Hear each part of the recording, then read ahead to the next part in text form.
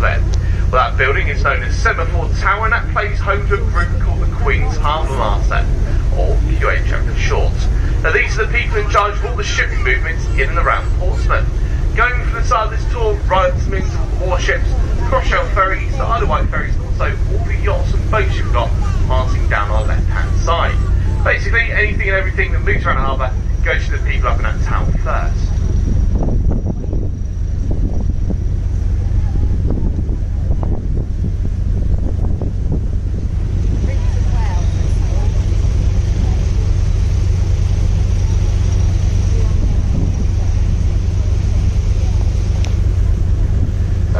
Folks, now coming out to arguably the two most important ships in the harbour today. Here on our right, of course, are two brand new Queen Elizabeth class supercarriers. First up is HMS Prince of Wales, then followed by her sister ship HMS Queen Elizabeth. Now folks, these are the largest and the most expensive warships ever owned and operated by the Royal Navy. So after all, they cost a whopping £3.1 billion each. In terms of the size, and generally with ships, their size is usually determined by how heavy they are. The aircraft carriers are no exception to this, with them weighing in at around 70,000 tonnes. Now, in terms of overall size, they are about 218 metres long, 70 metres wide, and there's only about 10 metres of the ship located below the waterline. For all intents and purposes, this is about as physically large as possible they can get into Portsmouth. And in fact, any big and seriously strong to get through the harbour entrance directly behind us. But out of the two carriers that we have in the Navy, the Prince of Wales that we're going past first of all was actually the newer one of the two. She arrived in Portsmouth back in 2019, whereas the Queen Elizabeth up in front here arrived in 2017. But over the past couple of years, both aircraft carriers have been undergoing a wide variety of training and trials, trying to get themselves ready for what's known as frontline duties. Frontline duties is basically the process in which the aircraft carriers go into service the very first time. The first one that went into service out of the two of them was, of course, the Queen Elizabeth. She did so last year, when her first ever deployed around about Easter time, and spent 7 months out at sea travelling all around the world, and returned just before Christmas. The Prince of Wales, on the other hand, well, she entered service early this year. In fact, as of January, she became the lead ship for NATO. This now means if NATO ever want to deploy an aircraft carrier anywhere around the world, it'll be the Prince of Wales they go calling for. So with that in mind, that makes the Queen Elizabeth the flagship to the Royal Navy, and the Prince of Wales the flagship of NATO. Now, when the aircraft carriers do go off on their deployments, on board them they generally operate with a crew of around 1,600. That, though, is all in all of the flight to 40 aircraft of them. And the aircraft of choice for both supercarriers is a Lockheed Martin F-35B Lightning II jet. But these aircraft were chosen in particular because, first and foremost, they are one of the most advanced fighter jets in the world. In fact, currently they are pretty much the only 5th generation fighter jet around. They have a top speed of Mach 1.6, which is about 1,200 miles an hour. They can fly at a height of up to 15,000 feet. And all whilst doing this, thanks to their stealth superstructure, to remain completely hidden from enemy detection. But arguably the main reason we went for the F-35Bs, the aircraft of choice, is because they operate a system known as STOVL. STOVL stands for Short Takeoff and Vertical Landing. Basically what this means is when the aircraft want to take off, they don't need a very long run-up. In fact, all they really require is a ski ramp up on the bow here. However, coming to land is a completely different ballgame. After all, 280 metres isn't a very long runway at all. So to avoid touching down the environment and falling off the front, they have to land vertically, like old Harry and jump jets used to on modern day helicopters do nowadays. So you might be able to see a few people up on the top of the carrier at the moment. Now you might see a big queue of people at the historic dockyard, all lining up to go out one of the gates of the base. Now they're actually doing a family day on board the Queen Elizabeth. You can see a coach just turning up, dropping off friends and family of crew who are on board, and they're giving them a tour of the ship. So if you see a lot of people wandering around on board the carrier today, that is the reason why.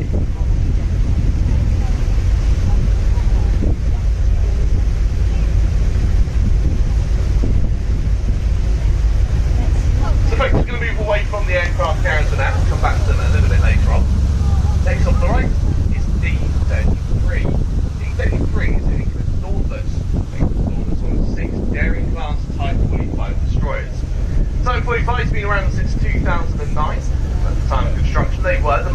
expensive warships in the Navy, costing in excess of £1 billion each.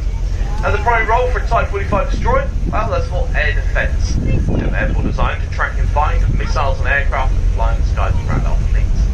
To do so, the ships are quite renowned for carrying on board them one of the most sophisticated and powerful missile aircraft systems fitted to any warship in the world. Most notably, the big grey ball up at the top of the tallest mast. That's the Samson multi-functioning radar system. That thing has a scanning range of over 200 miles, meaning it's quite comfortably see from here in Portsmouth as far away as Portsmouth Harbour. Within that range, you monitor over 3,000 sized objects, travelling at speeds of up to Mach 3, which of course is 3 times the speed of sound. They can then relay the information back in 3D to the personal computers on board, which can prioritise their targets, and should a threat be detected, the ship can then launch off its own Sea Viper missiles to go and intercept the target. And the Sea Vipers, well, they're located inside the big grey box you'll see right on the front end of the warship. Inside it are about 40 missiles in total. They get launched out vertically into the edge of the atmosphere and use the information gathered by the radar system guided them to their targets. Theory of how powerful that radar truly is. Once it's not gone, in theory, there is no escape, meaning those missiles should always get confirmed hit. And given the power of it, it makes it one of the most powerful systems of all time on board any warship in the world at the moment. Now, other key weapons on board these Type 45s do include the big grey cannon you'll see coming up into view on the bow of D-36, the Defender here. The big grey cannon you'll see is called a Vickers Mark 8 4.5-inch naval sea gun. It's capable of launch of a 22-kilogram high explosive quick fire round with pinpoint accuracy as far away as 17.1 miles. Then at the middle of the ship, this little white dome structure, that is the ship's Vulcan Phalanx close-in weapon system, or a CWIS. Basically a high-powered radar-controlled Gatling gun, which is capable of spraying out some 3,500 rounds a minute, and it creates still about 200 metres off the side of the ship, protecting them from any missiles or aircraft getting a bit too close for comfort. Look at that hatch opens up, dude.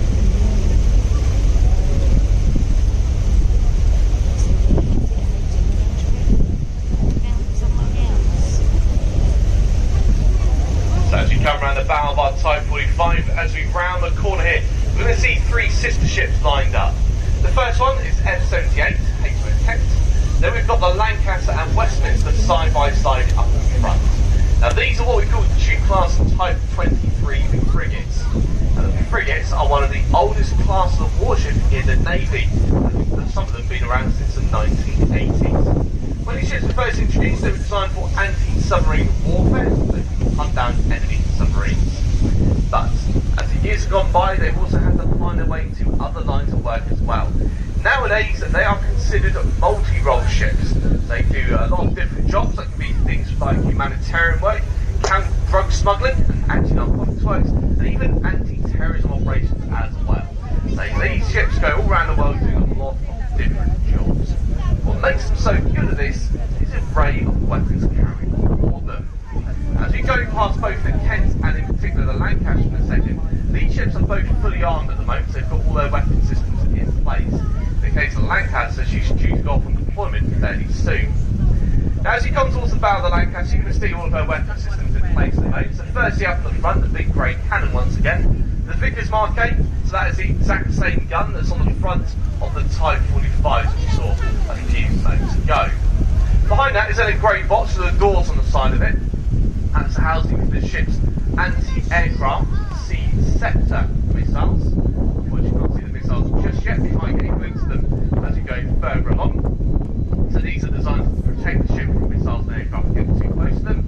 The cluster forward tubes are the anti-ship harpoon missiles, so designed to take out surface targets. Towards the middle of the ship, we've got the fast patrol rig above the barge here, and in front of that is a 30mm auto cannon.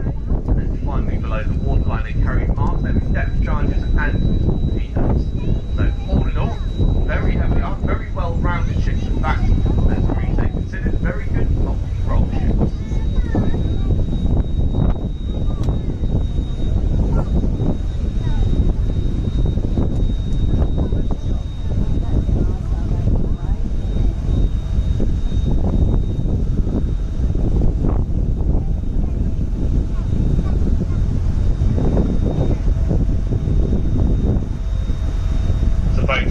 approaching the end of the Naval base now. And as we do so, the final ship's lit. First one sat the other side of the queue was the former RFA Wave Knight. She belongs to the Royal Fleet Auxiliary. It would support naval operations all around the globe. Her role as a fast fleet tanker was to be to go along and replenish any warships whilst they're out at sea. Primarily with fuel and oil, but she could also carry extra food, water, medical supplies, and sometimes even ammunition. Unfortunately, she has been deemed surplus to requirements, so for now she's laid up here whilst the Royal Navy trying to decide long term what they want to do with her. There are rumours suggesting she could eventually be sold to a foreign navy, failing that, potentially for scrap metal. The other ship, the SD Victoria, well, she's operated by Serco Marine Services, who again, like the Royal Fleet Auxiliary, support the Navy all around the UK and the world as well. And this is one of their ocean-going transportation ships.